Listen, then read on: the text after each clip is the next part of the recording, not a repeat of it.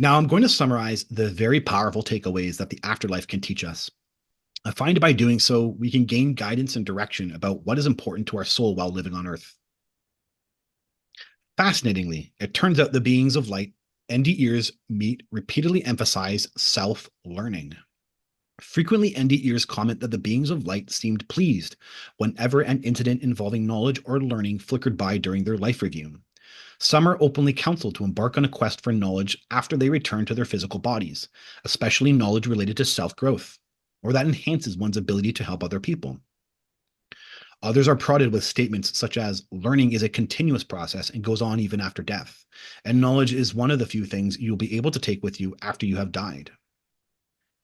The next story comes from Dr. Bruce Grayson's book After. I loved it so much as it was an NDE from someone who committed suicide from suffering with chronic physical pain. He asks, so help me understand this.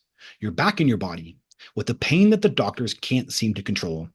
Pain so bad that it made you want to die. What's keeping you from trying it all over again? So Grayson's assumption that if you are suicidal and an NDE confirms you will survive, then it seems logical that this would motivate someone with suicidal thoughts to act on them.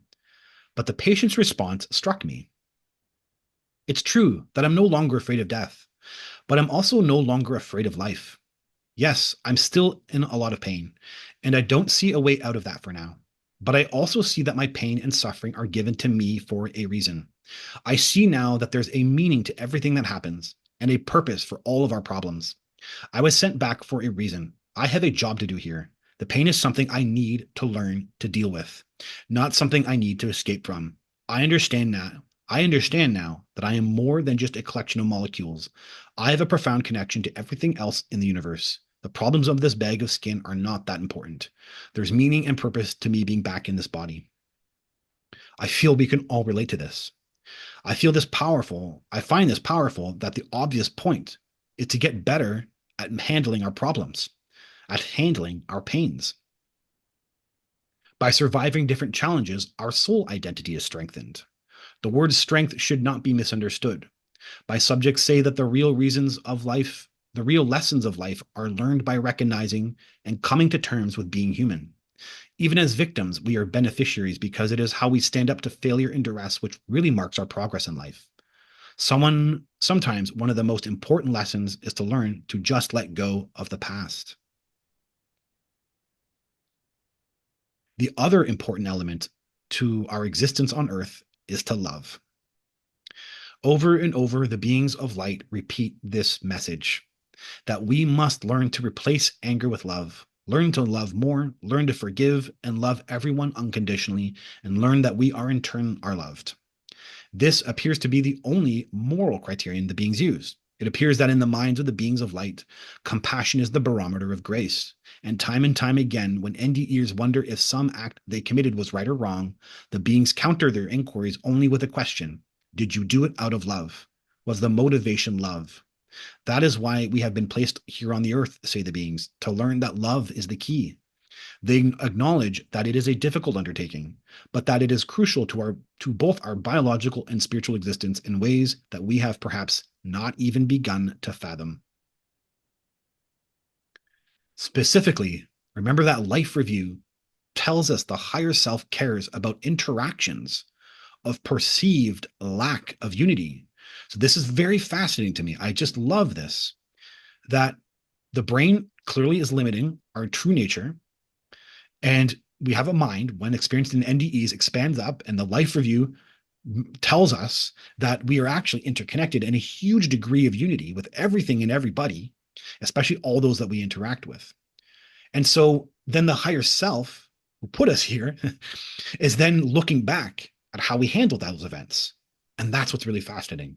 I find this to be such a key to the whole entire transaction, that it actually cares about how we handled the perceived lack of unity. Therefore, want to beat it, want to beat the system. Therefore, imagine what it's like to be the other person. Imagine, focus on a unity where you experience the other's history and root of their actions and know exactly why they acted the way they did, with so much shared experience that you don't even need them to say they are sorry. That's what that means, right? That's what that really means. You were abused as a child. You had something awful happen to you. You were robbed, right? Someone did something awful to you. Imagine there is a state that will exist with which you will experience the reasons why they did what they did. And when you do, you won't even need them to say they are sorry. So I got a little glimpse of the other side and what awaits me. Love is the most beautiful gift that anyone can give or receive. We all need to nurture our relationships and express our love to those we care about. I see how fragile and short life is. So I now try to live each day to the fullest. The lesson we must learn from human relationships is accepting people for who they are without expecting our happiness to be totally dependent upon anyone. So, lastly, find your divinity. And how do you do that? We need to embrace the right brain, meaning making mind. We are stuck in a collective, unconscious left brain backlash against religious historical domination over its definition of reality. The left hemisphere of the brain focuses on language based concepts, a limited egocentric self identity, using a construct of a map of reality as it does through the orientation function inherent in the brain system. It becomes prone to a condition my friend author Paul LeMay calls definitional rigor mortis.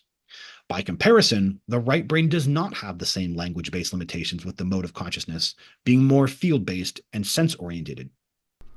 So, to deal with the constant mind matrix projector, you release your left brain from focusing on definitions of your I am.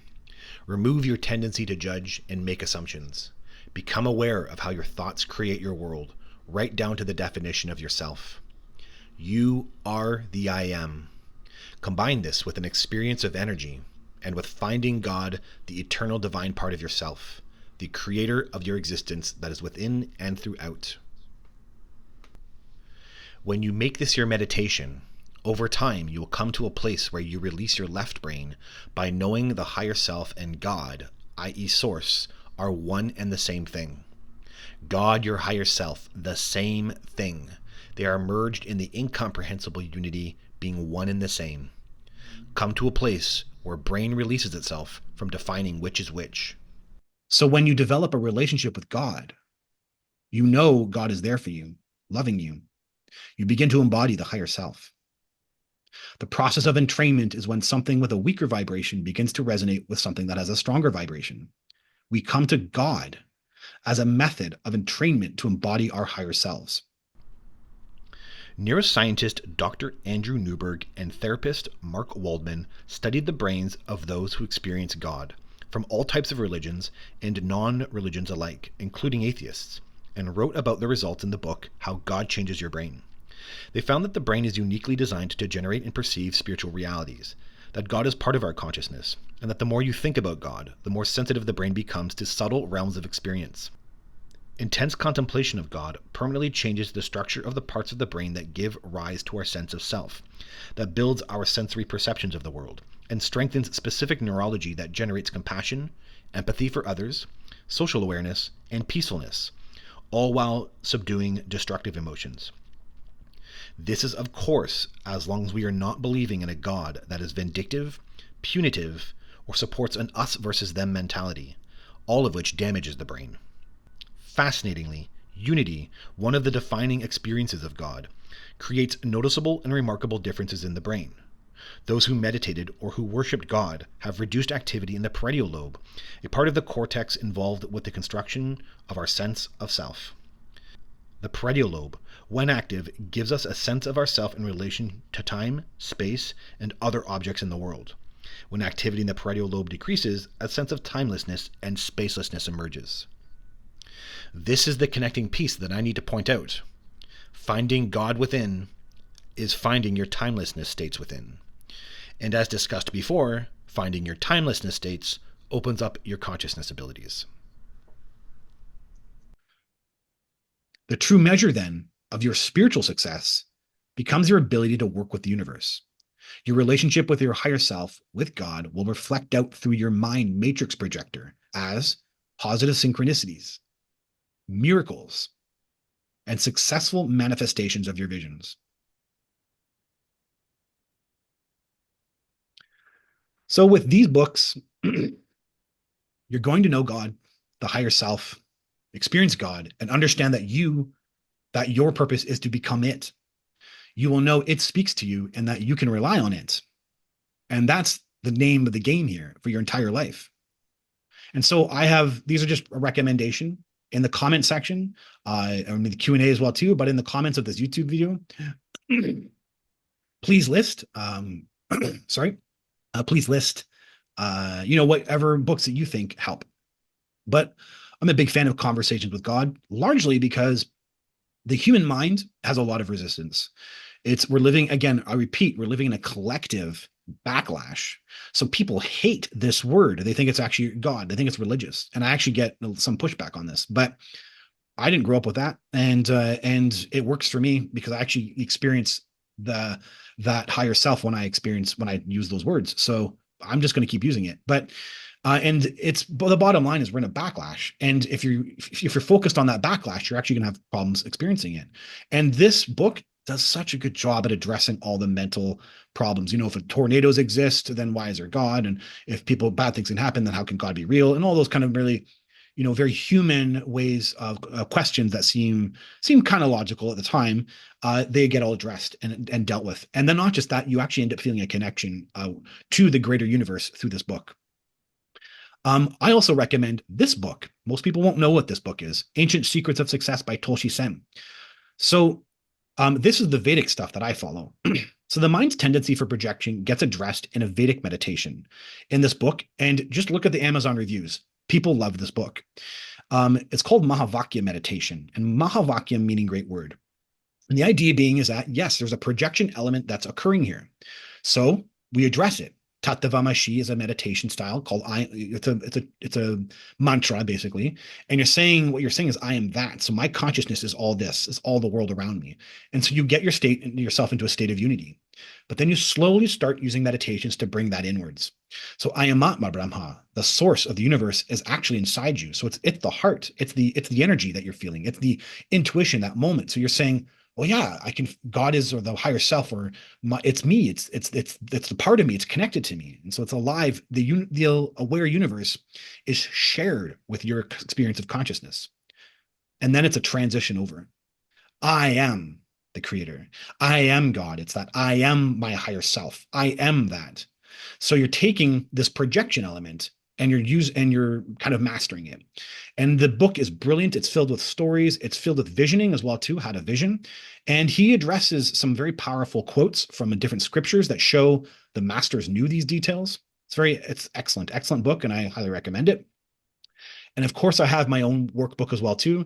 I just try to help with this process, and that's what my Rising workbook is here to do, is to help people embody their own higher self. So in summary, we are the creators of our world, of the pains, joys, sorrows, and happiness. Do unto others as you would have them do unto you. When you pass on, you will experience a heightened dimensional unity with objective empathy in which you feel the motivations of the other, changing your attitude about painful moments and healing them. So imagine it now, right? Break that cycle, or break that mind matrix projector, and imagine that, meditate on it, find those pains of your life, and realize that there will be a day where you will feel the reasons behind their motivations. This is the ultimate state of forgiveness of everyone, including yourself. The lesson we must learn from human relationships is accepting people for who they are without expecting our happiness to be totally dependent upon anyone. You are God, your higher self. You are God.